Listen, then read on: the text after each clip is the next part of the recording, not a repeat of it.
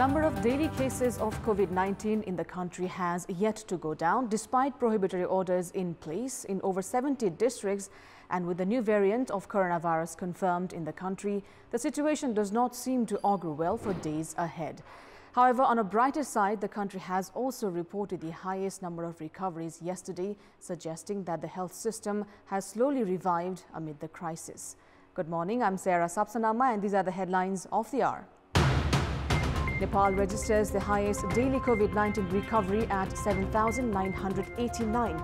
New infections continue to exceed 8,000 mark. All age groups of people at risk of the new variant of coronavirus. Government's vaccine initiative to India remains feeble.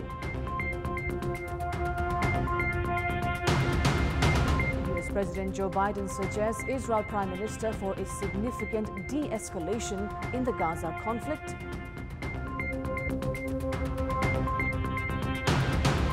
And Juventus bagged the Coppa Italia title, defeating Atalanta 2-1.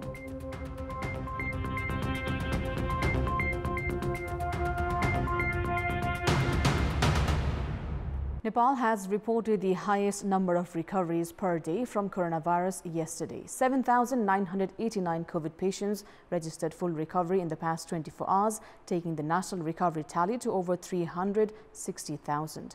The recovery rate now stands at 75%. Meanwhile, 246 COVID-19 deaths were registered in the past 24 hours, taking the national death tally to 5,657.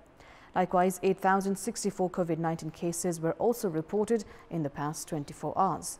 There are 114,358 active cases at the moment. Kathmandu Valley reported a total of 2,486 cases yesterday.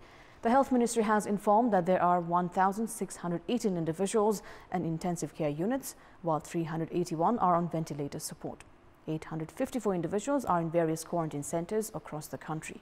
According to the Health Ministry, 21,139 samples were tested for COVID-19 through the PCR method yesterday. A new variant of coronavirus that health experts warn is fast spreading and deadlier has been detected in Nepal that is believed to be affecting all age groups, including children. The government of Nepal had last week sent 35 samples to India for gene sequencing, 34 of which showed the new variant. 3 of the samples also showed the UK variant of coronavirus. With this, 3 variants of coronavirus have been detected in the country so far. त्यस्तो चाहिँ संक्रमण पनि खडा हुने त्यसपछि उमेर वर्ग समुदाय पनि चाहिँ अब बच्चालाई मात्र नभएर चाहिँ सबै उमेर वर्ग समुदायलाई चाहिँ यतिकै असर गर्ने देखिएको छ र लक्षणहरुको कुरा गर्दा पनि पहिलेको तुलनात्मक रूपमा अहिले ती भाइरसहरुले केही कडा प्रकारको लक्षणहरु देखेको छ प्राय जसोलाई चाहिँ न्युमोनिया हुँदै न्युमोनिया दिँदा पनि त्यो उपचार गर्दाखेरि बढी मात्रामा अक्सिजनहरु चाहिँ बढी कन्जम्सन हुने उहाँले चाहिँ अक्सिजनमा चाहिँ धेरै मात्रामा धेरै हाई फ्लो अक्सिजन दिएर उपचार गर्नुपर्ने देखिएको छ. Health experts have said the new variant is responsible for higher daily infections and deaths during the ongoing second wave.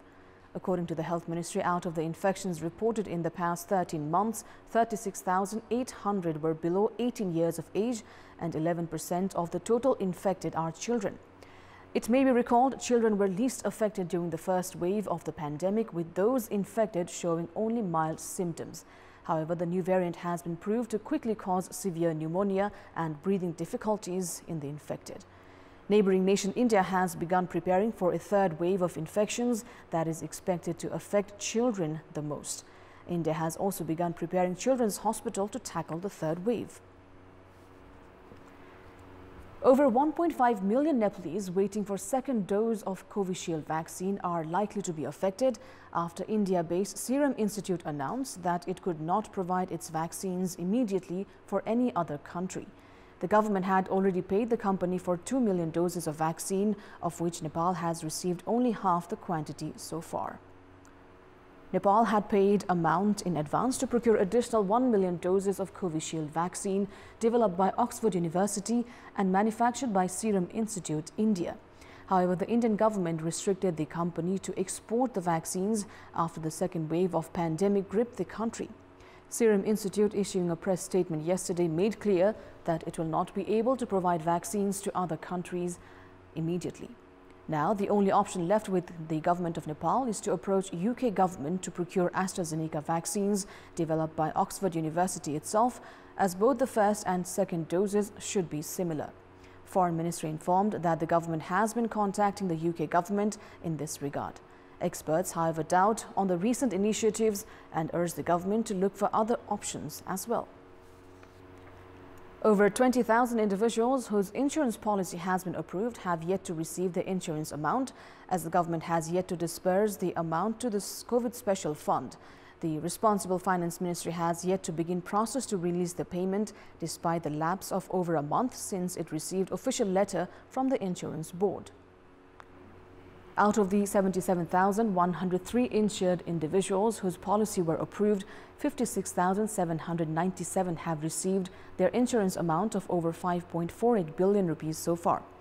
Insurance companies contributed 1 billion of the amount, while reinsurance company bore 1 billion rupees and the Insurance Board provided 1 billion rupees.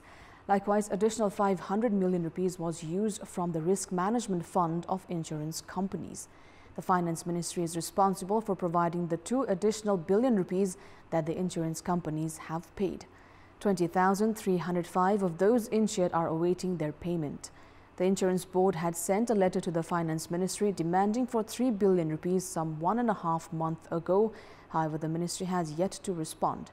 According to the Insurance Board, they have received 91,859 insurance claims so far, out of which 7,816 policies are awaiting approval at the Epidemiology and Disease Control Department due to inconsistent information.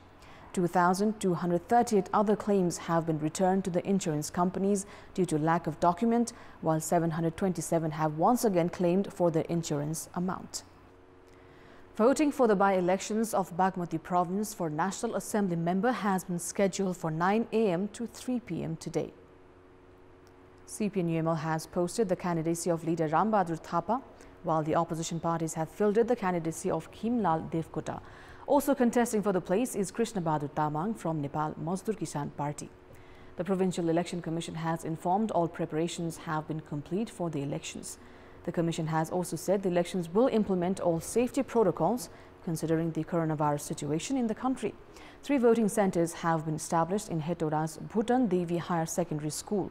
1 voting center has been allocated for 109 Provincial Assembly members and the other for 238 voters, including chief and deputy chiefs of local levels.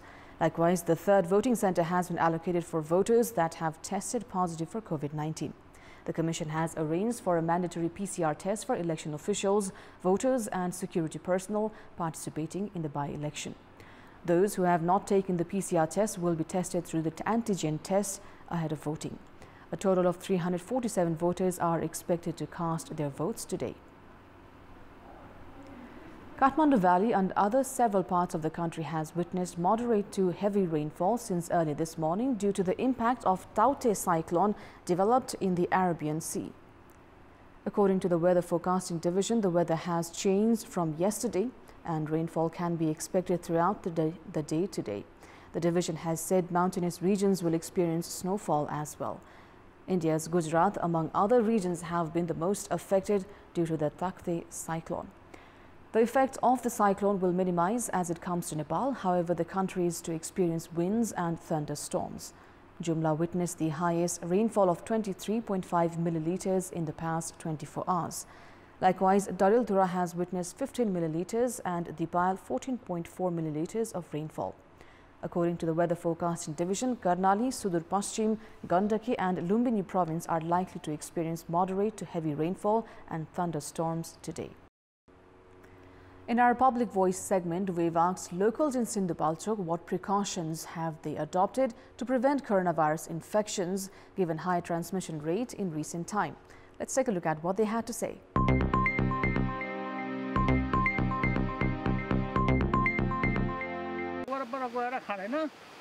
अनि आफ्नो गाउँघरमा भएको साधारण खाद्य खान्छौं हाट बजारमा गएर होटलतिर पसेर खादैन पहिला मास लाउने अब ओखतीहरु बनाएर खाने आफ्नो सुरक्षा गर्ने अत्यावश्यक रूपमा मात्र यहाँ छ तपाईँको अब अनि मास्कहरू लाएर हिँडेको छ घरबाट बसिरहेको छ त्यति हिँड गरेको छैन कामहरू ल्याउँदाखेरि कुनैलाई छुनुपर्ने बाध्यता पनि हुन्छ होइन छुनु पर्दाखेरि अब त्यो सेनिटाइजरहरू दिएर उहाँहरूलाई पनि आफूले पनि लगाएर छुने गरेको छ सेनिटाइजरहरू छर्ने हेर्ने मास्क लाएरै बस्ने घर सफा गरेर हामी चाहिँ छुट्टा छुट्टै अब यसरी नबसौँ भनेर अब हाम्रो साइलदेऊ एउटा नि अलिकति ज्वरोमा बसेको छ काम पर्दा बाहेक कतै जाँदाखेरि आफै अलिकति सुरक्षा निक्लिने चक्कर नहिँड्ने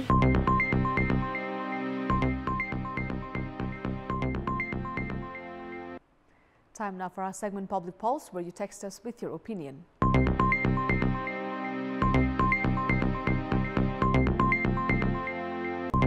The question is, why has the government not expedited testing for coronavirus at border transits?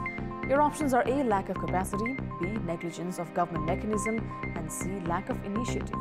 The voting is on. Type NEWS, select your option A, B or C and send it to 34001 to share your opinion with us. Time now for the sports update.